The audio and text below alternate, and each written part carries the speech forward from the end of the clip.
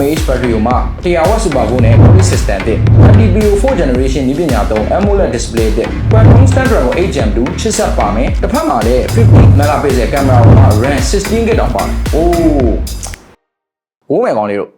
ကဲကျွန်တော်အခုရွတ်ပြသွားတာတွေကတော့ကျွန်တော်တင်ဆက်ပေးနေကြပွဲစဉ်တွေရဲ့အကြောင်းမဟုတ်ပါဘူးကျွန်တော်လက်ထဲမှာအခုကင်ထားတဲ့ OnePlus 12R ဖုန်းလေးအကြောင်းပဲဖြစ်ပါတယ်ဒီဖုန်းကိုကျွန်တော် game ဆော့ဖို့ဝယ်ထားရဲဆိုပေမဲ့လည်း daily မှာသုံးရတာတော်တော်လေးကိုအဆင်ပြေတယ်ကိုင်ရတာလည်းကောင်းတယ်လို့လေးပင်လေးလည်းရှိတယ်အပေါ်မျက်နှာပြင်ကအကျန်းခံတယ်လို့နောက်ကနေကိုင်မယ်ဆိုရင်လည်းကိုင်လို့ကောင်းတဲ့ပုံစံမျိုးလေးဖုန်းဖွင့်လိုက်တဲ့အခါသူ့ရဲ့ brightness ကတော်တော်လေးလင်းတဲ့အတွက်ကြောင့်မလို့နေအောင်အောက်မှာတော့ game ဆော့လို့ရတယ်ရုပ်ရှင်တွေပါကြည့်မှဆိုရင်လည်းမစိုးဘူးဗျသူ့ရဲ့အလင်းမောင်အယောင်ကားလာတော်တော်လေး fine တယ်ပြီးရင် dual stereo speaker ကိုသုံးထားတဲ့အတွက်အတန်အတွက်ကလည်းတော်တော်လေးကောင်းတာကိုတွေ့ရတယ်ငကြက်နဲ့တွဲသုံးမယ်ဆိုရင်လည်းသူ့မှာ 3D surround sound ပါပါတယ်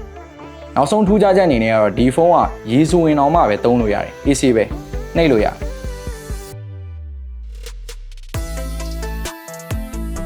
ကျွန်တော်တို့ gamer တွေက game ဆော့လို့အဆင်ပြေတဲ့ချက်ကဒီဖုန်းကတက်လက်ရှိတာရယ်အရန်လည်းမပူတဲ့အတွက်ဒီနိုင်ငံရဲ့ရာသီဥတုနဲ့တော့ quality ပါပဲသူ့ရဲ့ cooling system ကဘယ်လောက်တောင်ကောင်းလဲဆိုရင်ဒီဘေးပေါင် aluminum တွေအောင်တိတ်မပူ Snapdragon 8 Gen 2ကိုအသုံးပြုထားတဲ့အတွက်ကျွန်တော်ရှေ့ကပြောခဲ့သလိုပဲဒီဖုန်းက game ဆော့ဖို့နေမဟုတ်ဘဲနဲ့ daily မှာလည်းအသုံးပြုလို့ကောင်းတဲ့ဖုန်းတစ်လုံးပါ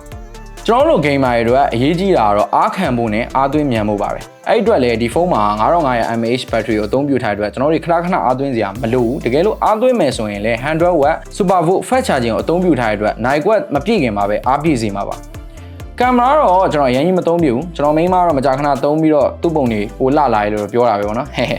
အဓိကတော့Sony sensor သုံးပေးထားတဲ့50 megapixel ကင်မရာကြောင့်လည်းပို့ပြီးတော့လှလာတာဖြစ်ပါလိမ့်မယ်ကဲဒါလေးကတော့ကျွန်တော်ဒီဖုန်းကိုသုံးကြည့်ရသလောက်ခံစားမိတာလေးတွေပါသုံးရတဲ့အခါမှာလည်းစိတ်တိုင်းကြတဲ့အတွက်ကြောင့်မို့လို့ကျွန်တော်ရဲ့ပရိသတ်ကြီးကိုပြန်လည်ပြီးတော့မျှဝေခြင်းဖြစ်ပါတယ်